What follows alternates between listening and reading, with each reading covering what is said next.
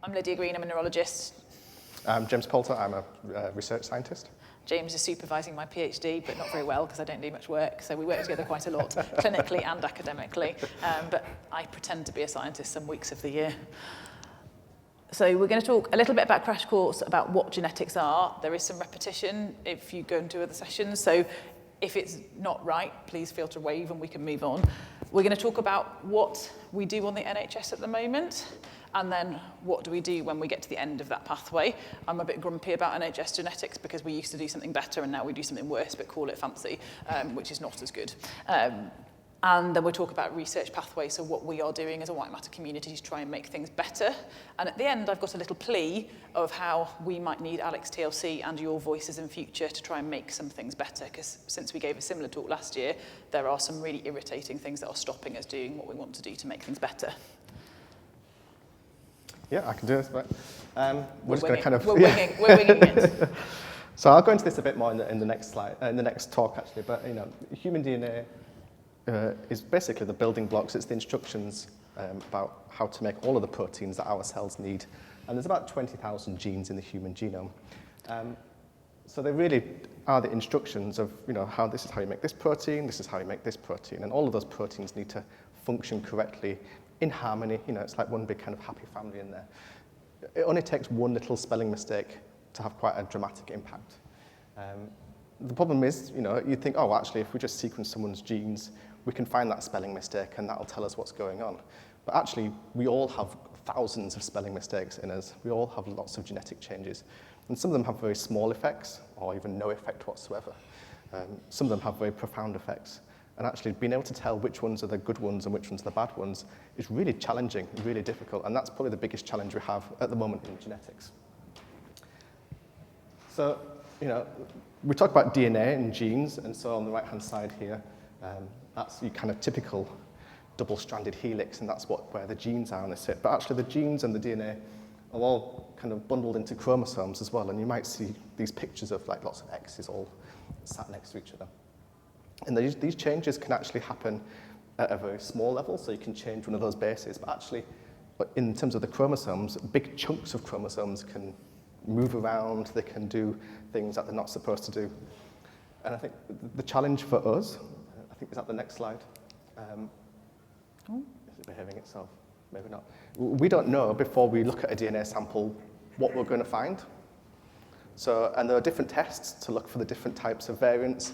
So, you know, there's not really a good one test fits all. So, I don't think that slide's in this one. Sorry? I don't think that slide you're talking about is in this talk. I think is it? No. Sorry. It's all right. So the challenge for us is, you know, and in terms of the NHS testing is, you know, we're going to look at the DNA from this particular angle. So they're looking for little DNA changes, so little spelling mistakes. And they have a very strict guidance because it's the NHS. You know, they've got to follow very strict rules about what they call a good variant, what they call a bad variant. And actually, if you go back to that slide with the tiering data on. Oh, sorry. That's what happens when you wing it. You know, there's a very strict protocol for what the NHS testing can actually do, and you know, they have to look in only a particular set of genes. So although it's whole genome sequencing that we all have done on the NHS, they don't actually look at the whole genome, and they don't look for very particular types of variants. And so they sequence everything, but only look in very small windows of the genome. And that's the genes that we know are already associated with leukodystrophies, for example, for leukodystrophies. So yes, we now do this really fancy test called whole genome sequencing that 5 years ago probably we didn't do. So whole genome sequencing is a good test. We get all of your DNA. In the olden days, you take a little bit of DNA and just look at one gene. So we didn't even look at the rest of it, or we just might get a few genes together. We now get all your DNA. And to do it properly, we should get a trio. So ideally a mum, a dad and a child, or some family members, because actually, as we said, if you get all your 20,000 genes and we know that you've got some spelling mistakes in there that are completely harmless, having a family member helps rule out some of those, because if your family member has 150 of those harmless ones and they're not affected by the same condition, we can swipe those off the table. So having those other people is all about getting the data and then helping us then sift through the data, because the data volume for whole genome is absolutely massive. So we get tons of information. Some bits we understand, and there are other bits we don't yet understand. But then we only look at very specific bits. So people say, I've had whole genome, and you might go in with a neurological problem, and down the line someone says, oh, now you've got a kidney problem, and we go, it's okay, I've had whole genome testing, I didn't have a kidney problem. Well, actually, when we do whole genome, we only look at the bit we're interested in. So if you come for a white matter test, we will look at your adult panel of adult genes with leukodystrophies, or children panel, children's genes with leukodystrophies, and only look at those genes. So sorry, I'm talking to a room of adults, and I don't know the numbers for adults, but in terms of pediatrics, our leukodystrophy gene panel has 1,000 genes on it. So yes, I'm going to get your 20,000 genes worth of information. I'm only going to look at 1,000 genes. And about 100 of those are proper leukodystrophies, and the other 900 or so are conditions that cause a bit of white matter change on your scan, but aren't proper leukodystrophies, if they're, it's probably not the technical term to be correct for that. So we're going to get all your information. We're going to then look at a very small subset, so 5% or so, and we're only going to look at certain types of spelling mistake. So if you've got a spelling mistake that changes one or two of these little bits, whole genome will find it. If you've got a mistake that deletes a whole section of this, whole genome won't find it unless you look in a different way. But the standard NHS way won't find some of those big changes. So we're going to look at certain genes, specific changes, but not the big, vast volume. So the benefits of filtering it down that way, it takes you from this massive amount of data that's hard to understand, takes a long time, to a much more specific set of data. So it's less data, less time. We understand that data better. So there are benefits to filtering it in that way, but you have to ask the right question. If you have a neurological problem and someone has labelled you as a leukodystrophy, but actually they've misinterpreted your signs and you've got a muscle problem, which sometimes have some white matter changes, and we ask a leukodystrophy test, we will completely miss your diagnosis if it lies in the muscle panel. So just because it's neurological, that's not good enough. It needs to be the right question you ask it so that you get the right answer from the test. So a negative genetic test doesn't mean you don't have a genetic problem. It might be that you've got a genetic problem we don't understand yet, so we don't know to look there. But actually, you might have just asked the wrong question. It might be a common genetic problem, but we've just asked the wrong question of the test. And you typically, for whole genome, you have to ask a lot at the start, and then we process it, and you can get it reanalyzed, but often the delays for that 2 years down the line. So it's a really slow process to then go back through all of this data. So you really need to try and ask the right question at the start, or if you're not sure, be broad enough that you're going to cover enough information to be clear. So this is what we get. So you get small, sorry, I don't know where my pointer is there. So small variants are those small spelling mistakes in there. We then have a look at those and say, okay, we found some small spelling mistakes. Do we see those in the population? So if I looked at a library of people, your school is an example I give, and 4 out of 5 people in your school would have the same spelling mistake, that's clearly not a disease problem. Let's shift that one to the side. We then have a look, okay, there's a spelling mistake. Is it in the genes we're interested in? So it's a white matter gene, spelling mistake. Excellent, we're interested in white matter genes. Or actually, it's a spelling mistake in a muscle gene. Okay, I'm going to park it. So they found it, but they're not going to tell me about it because it's not in the gene I'm interested in. And does it fit with the panel of inheritance? So is it a gene that I found in a child and found in one parent, and that's how that disorder is inherited? Or do I not have enough information?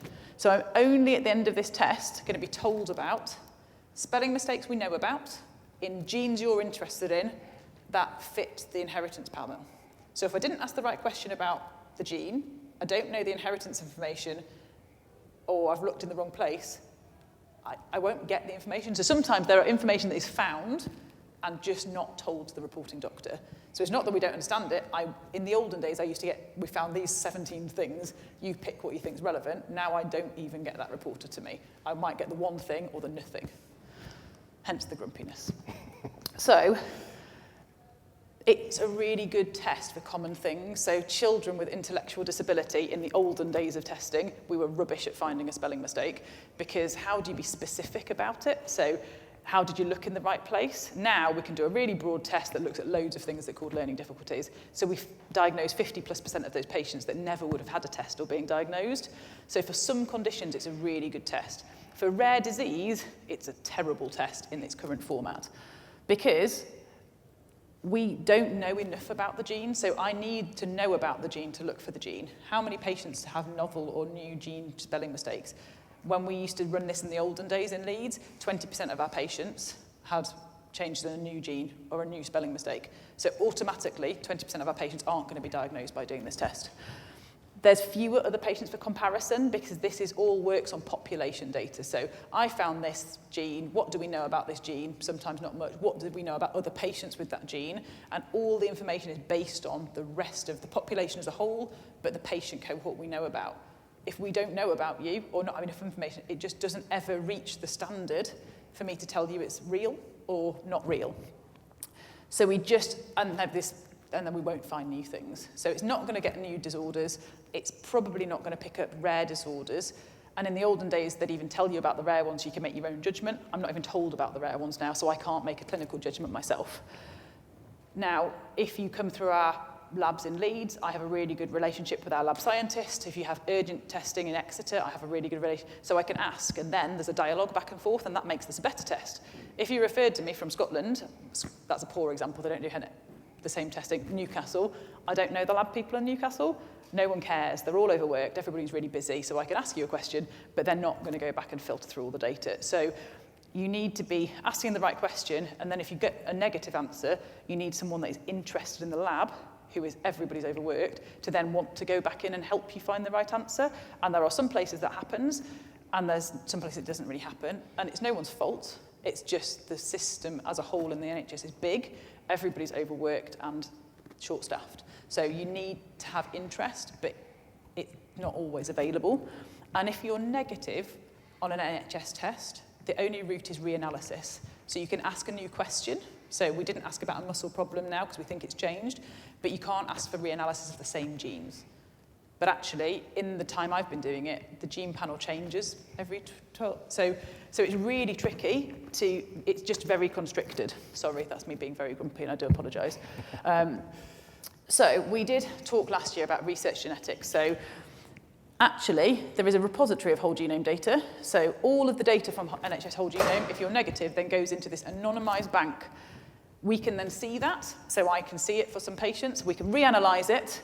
And then we can use extra methods and we can work out if that's true. So last year, we were very optimistic in the fact that we were going to do this pilot method and go through patients' data.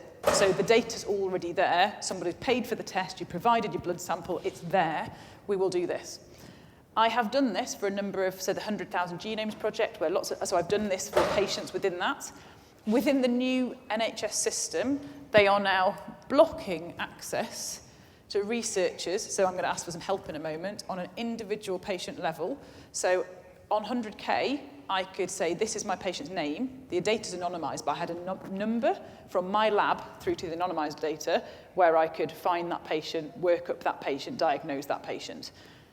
I'm no longer, so my lab now anonymises a number, but they are double anonymised when they go in. So I now can't find my own patients. So they only want us to work in an anonymised setting, but these are patients that are super phenotyped when they come through the National Service. They see a specialist neurologist, they have a specialist assessment on the scan, they've had a specialist genetic assessment, so the information I have about certain patients, adult, paediatric, is phenomenal, but anyone that sends a gene test in the UK that says white matter on it, paediatrician, GP, local doctor, then goes into this massive pool, and I can only look at them as a whole. So me looking at a whole pool of people with bad data, I can't pull out the relevant bits. So we need to speak to Alex TLC, but actually I think we probably need a patient-led initiative to try and change this, because I've spoken to the highest levels of genomic in England, and there is no way I can have access despite being a researcher in a highly specialised service. So I think we probably do need to change access, and it probably needs to be a cohort effort. But we have done other things, so there is hope at the end of my very long grump. I'll let James tell you about what we have done. Yeah, so obviously, the ideal way is the data's already there. We really just want to go and look at that data again. But as Lydia said, there's challenges to that. So, we have research studies. So you can, sign in the consent form for our research study. We can get your DNA sample if you're happy with that. That's already been through all the sequencing, and we can resequence it. It seems wasteful, it's the same thing. That's already been done, it's already there. But we can resequence it in our lab, and then we can analyze it. We analyze it in an anonymized way, but there's a unique identifier, which means we can trace it back to whose it is. So we said, if we take a handful of negative, unsolved cases from Lydia's clinic, and we just reanalyze the data, it's already been analysed by the NHS and come back negative, can we find something if we analyse it in our way? Because from a research perspective, there's a lot more tools at our disposal. Some of them are slightly more experimental, but they're still very reliable and good tools.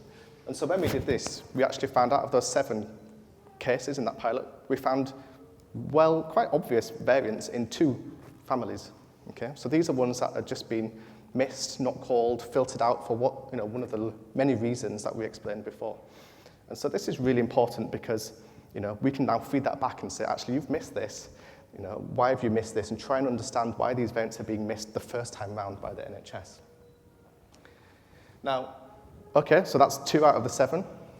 Now we've got another 5 that still, when we reanalyzed it, there was still nothing that obvious. And so actually these are good kind of families and samples that we can then start to use slightly more newer experimental technologies. And so there's all sorts of new technologies coming through. And the NHS is looking into these, but these are things that will need lots of testing and won't get through to an actual NHS test for 5 years maybe. But we can do them in the lab now. One of these is something called long-read sequencing. So normally we chop the DNA sequence of the genome up into tiny, tiny pieces to sequence them. And this is a bit like a jigsaw. If you gave me an option of doing a 10,000-piece jigsaw or a 6-piece jigsaw, I'd obviously choose the 6-piece jigsaw, much quicker to put back together, much more accurate. And so we can do this with the human genome. We can actually split it up into much bigger chunks of DNA. And actually there's lots more things that we can see then. The picture's much clearer when we look at it in that way. So we've started doing this again in the lab. Sorry. I think you can go into I was right, yep. So again, we take the same DNA sample, a DNA sample that you've probably given already for the NHS test, and we sequence it using this new technology.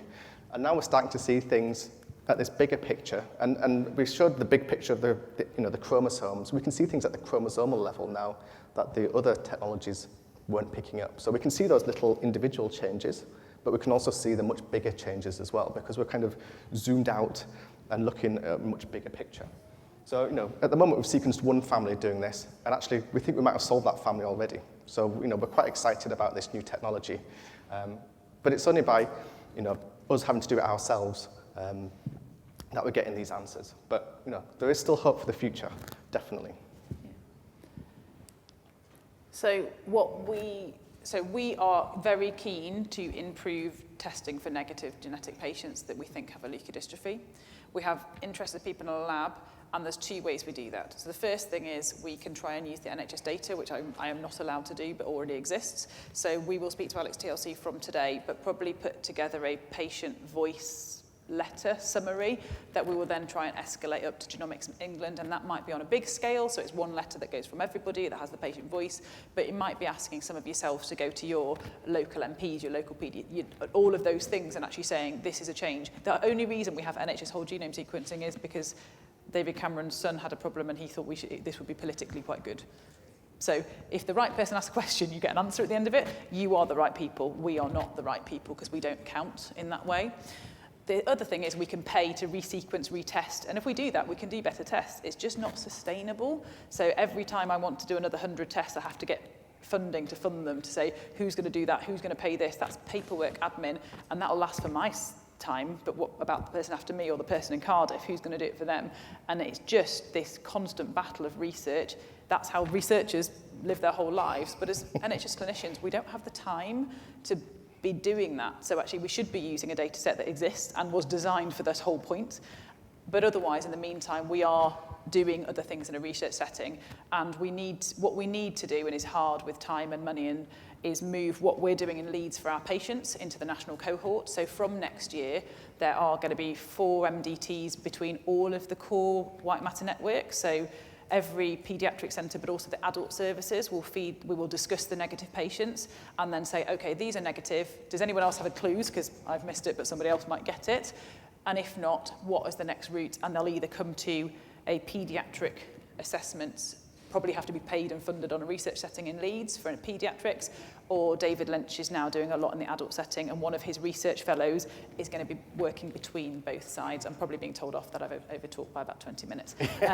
But so there is hope, it's just really slow. We had a talk last year being really optimistic that this was going to be the year, and we've hit a barrier, so now next year is going to be the year, and we'll come and update you next year. But it's important. Without a diagnosis, you don't have the answers to a diagnosis doesn't always give you answers, but it is the first step to starting that process, and none of us believe that this should be so difficult when we've got people that want to do the work.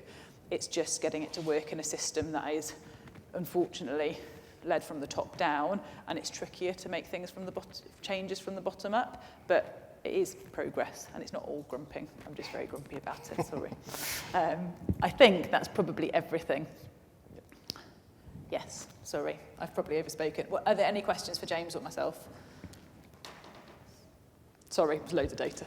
I'm grumping. You can come catch us otherwise. You don't have to do the Slido because I think we are. Yeah, go for it.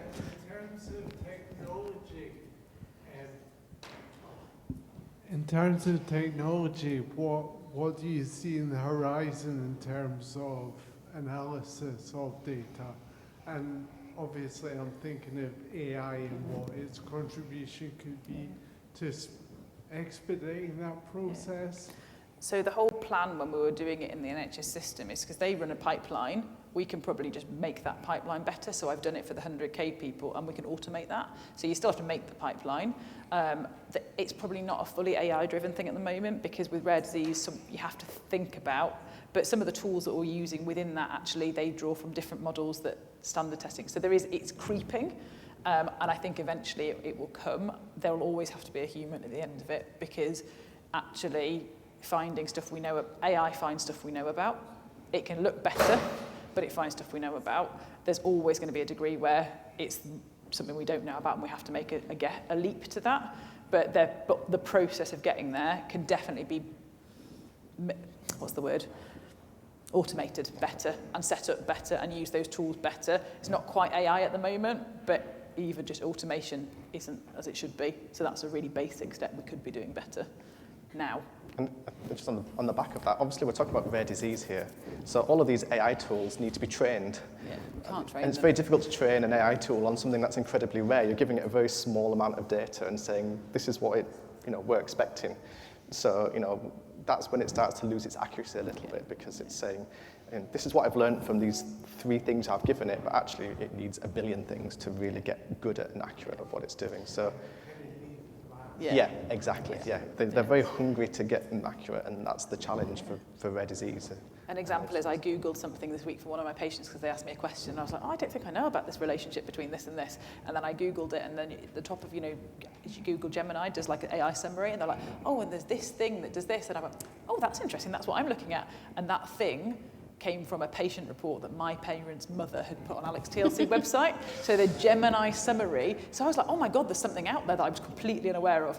No, it's the same parent thing, but Gemini have now put that through as the tool. But actually, there's no science, it's not that it's not real. It's just I'm looking for a connection, and there isn't any evidence of a connection. But that's how it works. It's found it, and it's the right condition, the right thing. It's just not a big association. It's just they happen to have happened together. I don't understand yet whether they're connected or not. But it's easy to think that you've got a connection where there may or may not be one. Last chance for one final question before we have to move on. Anybody? Okay, thank you so much. Thank you very much.